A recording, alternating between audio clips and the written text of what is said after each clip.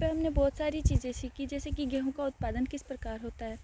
गेहूँ का उत्पादन सबसे पहले अक्टूबर या नवंबर जो महीने होते हैं उसमें इनकी बुआई की जाती है। इससे पहले 2 बार सिंचाई और 2 बार जुताई की जाती है ताकि मिट्टी में नमी रहे।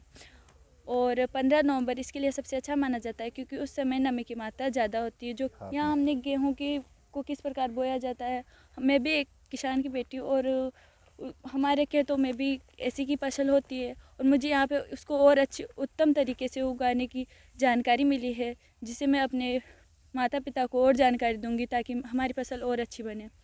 हम नवोदय की तरफ से पहली बार कृषि विज्ञान केंद्र में आए हैं। यहाँ पे हमें बहुत सारी चीज़ें कृषि के लिए सीखने को मिली है। यहाँ पे हमने देखा कि किस तरीके से और अच्छे और अच्छी फसल हम प्राप्त कर सकते हैं। नॉर्मली सभी लोग फसल बोते हैं, पर यहाँ पे हमने और अच्छी टेक्निक से फसल को बोते हुए देखा है। कृषि वैज्ञानिक बनने का सपना है और मुझे लगता है कि हाँ, हो सकता है। यहाँ पे हमने बहुत सारी अलग अलग टेक्निक से फसल जो बो रखी है वो देखी।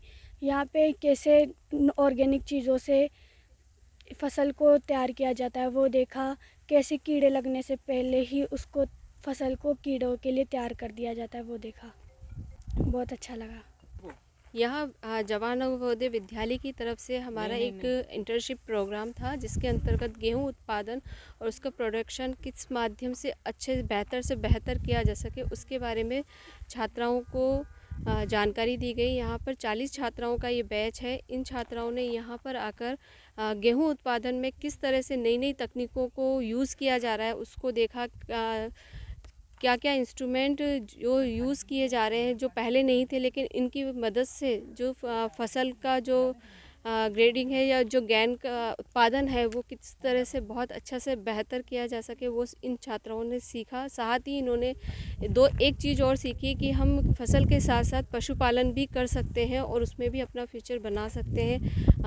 गोबर गैस संयंत्र देखा, जिससे यहाँ पर जो ऑर्गेनिक खेती है उसमें क्या क्या बेनिफिट हो रहे हैं वो सारी चीज़ें इन छात्राओं ने सीखी हैं और यहाँ आके छात्राओं ने सीखा ही है और ये आगे चल के अपने परिवार में, क्योंकि अधिकतर लड़कियाँ जो हैं कृषि किसान से किसान इनके फादर जो हैं किसान हैं, इनके घर में खेती की जा सकती है। तो ये जो तकनीक यहाँ से सीख कर जा रही हैं अपने पेरेंट्स को बताएंगी। और यहाँ ये फर्स्ट टाइम अभी जब से पीएम श्री जवाहर नवोदय विद्यालय हुए हैं तब से पहले ही इंटर्नशिप प्रोग्राम इन लोगों का है। जो बच्चे आ रहे हैं अभी 8th 9th 10th जो अभी युवा पीढ़ी है उनको एग्रीकल्चर के बारे में जानकारी देने के लिए, अवगत कराने के लिए ये सरकार की ओर से अच्छा व्यावसायिक प्रशिक्षण की जानकारी दिलवाना केंद्र पर आकर बहुत अच्छा कार्यक्रम है। तो जवाहर नवोदय विद्यालय के बूंदी में स्थित स्कूल है, वहाँ के 40 विद्यार्थी जिनमें से ज़्यादातर लड़कियाँ थी और इनके जो नोडल अधिकारी मैडम थी उनके साथ ये 40 बच्चे यहाँ पर आए और 5 दिवसीय प्रशिक्षण यहाँ पर हमारे यहाँ चल रहा था। 29 से लेके ये प्रशिक्षण संपन्न हुआ। इसमें गेहूँ उत्पादन तकनीकी के बारे में ज़्यादा इनको जानकारी दी गई। साथ ही केंद्र पर स्थित जो फार्म इकाइयाँ हैं उनका भ्रमण करवाया गया है। बकरी पालन है,